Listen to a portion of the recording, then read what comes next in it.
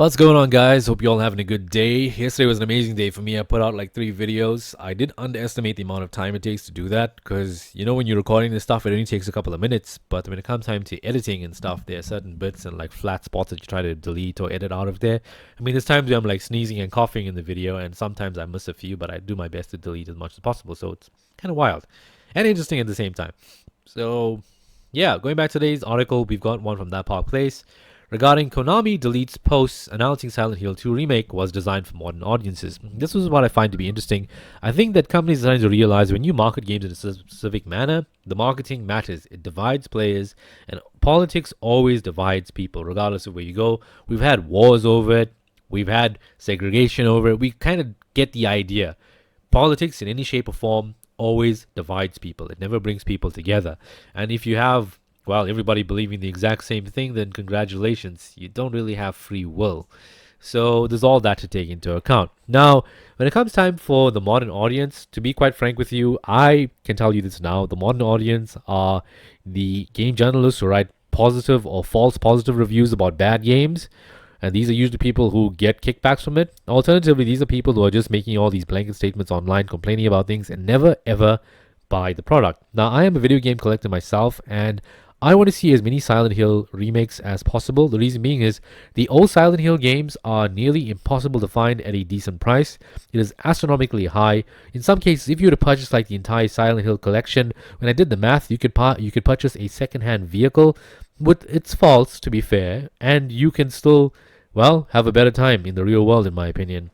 Now, when it comes time for remakes and remasters, one thing you got to understand is that the bulk of the players who buy these things are existing fans. Normally these would be people who bought the game at launch. So given that Silent Hill 2 is like 20 years old, I would say that at least 50%, not even 50%, probably at least 70% of the early sales are all of these fans who have come back to play the game. Now, as far as the modern audience goes, we already know they don't have money. All they do is complain about politics. And while to be fair, on the other side, we complain about politics as well, but in the sense that we don't want it around, they complain about politics not being enough. So finding a middle ground is obviously at this point in time completely out of the question. I think it's become a situation where both sides have decided to eradicate each other, and obviously it's devolved into a complete mess. Now, the biggest advantage you have over here as a consumer is that you can close your wallet, and the marketing for these games tend to matter. Now, one of the things which is very interesting that I find is that when it comes time for some posts as well that are made publicly, at the end of May, Konami published on a post on X that has since been deleted, where it announced, see how the Bloober team devs working on Silent Hill 2 preserved authenticity while adapting the horror classic for modern audiences. And this is where it comes in.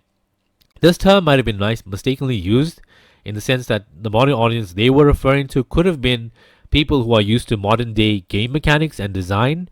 However, at the same time, modern audiences is a term that's also been thrown around by all of these activists who want to ensure that you understand what type of game you're getting, which is aka woke, in other words. So the post itself included a video that featured the game's lead producer, Maciej Glom, stating, I think the biggest change that we've had this was actually how to make the game approachable for newcomers who have not played the original, but at the same time to retain the familiarity of the game that player remembers from 20 years ago.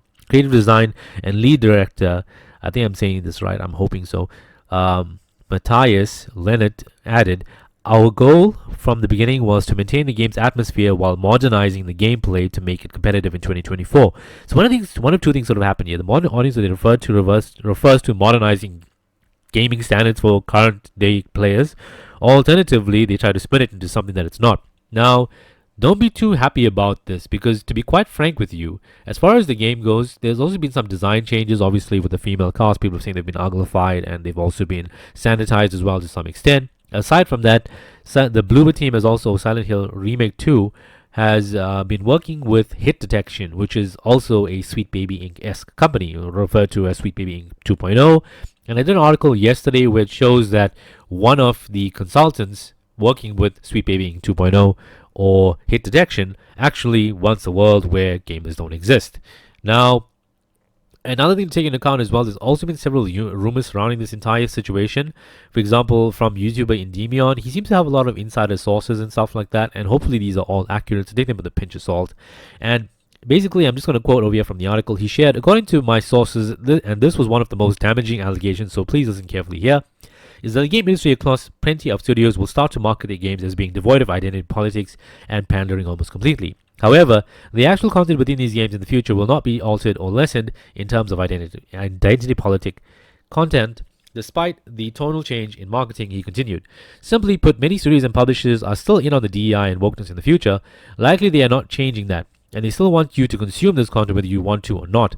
But they will now sell you the games by marketing them to you to trick you into something that they're not woke, basically. And I think what they're going to do is, like, day one, they'll probably be as friendly as they can until you buy the product. And as soon as you buy the product, I think what they're going to do is, like, 10 hours into the game, or like as you reach like 70% completion, that's when all of this other stuff is going to hit you like a train. I think what they'll do is early on in the games to, like, obviously get like positive feedback out of you and get you to play the game long enough to the point where you can't refund it or return the game.